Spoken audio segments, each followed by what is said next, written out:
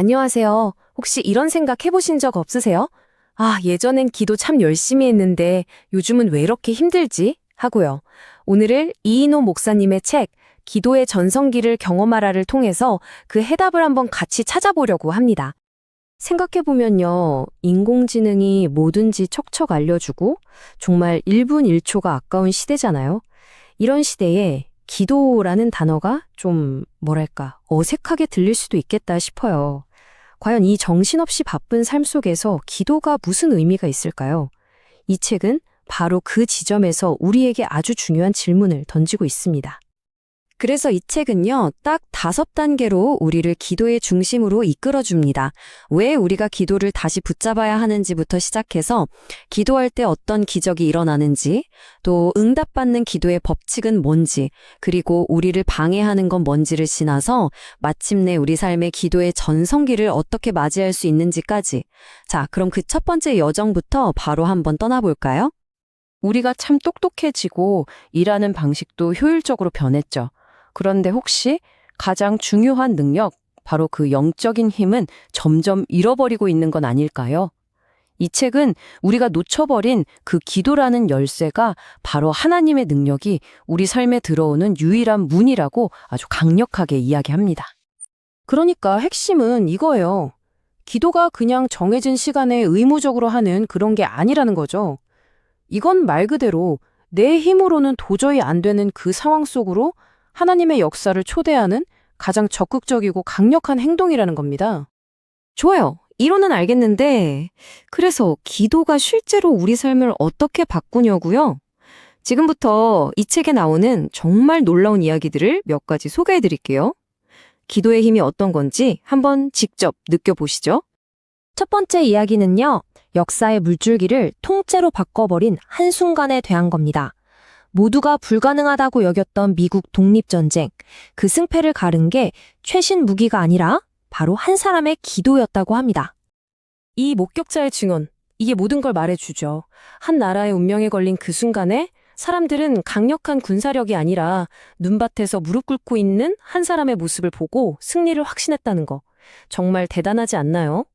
물론 이렇게 역사를 바꾸는 거대한 기도만 있는 건 아니죠.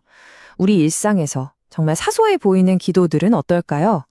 이 책은 기도가 어떻게 우연이라는 이름의 놀라운 계획들을 만들어내는지 아주 흥미로운 사례를 하나 보여줍니다. 와, 정말 놀랍지 않아요? 한번 상상해 보세요. 도저히 해결할 수 없는 문제 앞에서 그냥 주저앉아 간절히 기도했는데 갑자기 나비 한 마리가 날아와서 길을 안내해 준 거잖아요. 전혀 상관없어 보이는 두 사건이 만나서 기적적인 해결책을 만들어낸 거죠. 자, 이렇게 기도가 강력하다는 건 알겠는데, 그럼 우리도 이런 기도를 경험할 수 있을까요? 책에서는요, 그 비결이 어떤 대단한 기술이나 자격이 있는 게 아니라고 말해요. 바로 우리의 태도에 달려 있다는 겁니다. 이 유명한 비유를 보면 답이 딱 나오죠. 한쪽은 하나님, 저 이렇게 잘났습니다 하고 자신의 공로를 내세우고 다른 한쪽은 저는 아무것도 아닙니다. 불쌍히 여겨주세요 하고 엎드려요. 하나님은 누구의 기도를 들으셨을까요? 맞습니다. 하나님은 우리의 화려한 스펙이나 업적을 보시는 게 아니라는 거죠. 오히려 모든 걸 내려놓는 그 겸손한 마음에 응답하신다는 겁니다. 바로 이 한 문장. 이 책은요, 이 짧은 고백이야말로 응답받는 기도의 유일한 자격이라고 강조합니다.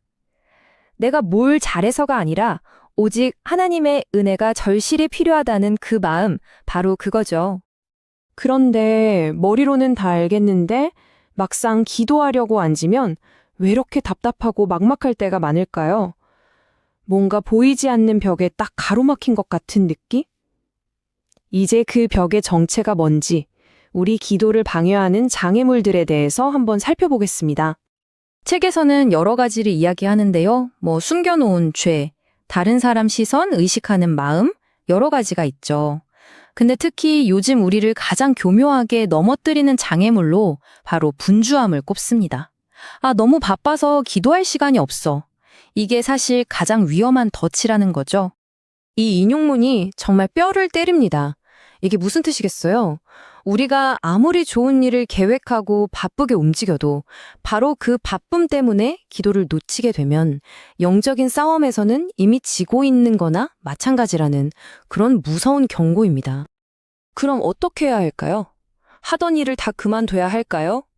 책은 그게 아니라고 말해요. 해결책은 일을 줄이는 게 아니라 오히려 그 바쁜 와중에도 기도 시간을 최우선으로 지켜내는 겁니다. 다른 어떤 약속보다 더 중요하게 절대 타협할 수 없는 시간으로 만드는 거죠. 자, 이제 이론은 충분히 봤으니 실전으로 넘어가 볼 시간입니다. 이 모든 걸 우리 삶에 어떻게 적용해서 진짜 기도의 전성기를 경험할 수 있을지 그 구체적인 로드맵을 한번 따라가 보겠습니다. 이건 한 방에 되는 게 아니라 좋은 습관을 만들어가는 여정이에요. 첫째, 너무 거창하게 말고 작게, 하지만 꾸준히 하는 겁니다. 매일 연결되는 게 중요해요. 둘째, 믿음으로 기도하는 거죠. 이미 받았다라고 믿는 겁니다. 셋째, 응답이 늦어져도 포기하지 않고 버티는 거예요. 돌파구는 보통 바로 그 뒤에 오거든요.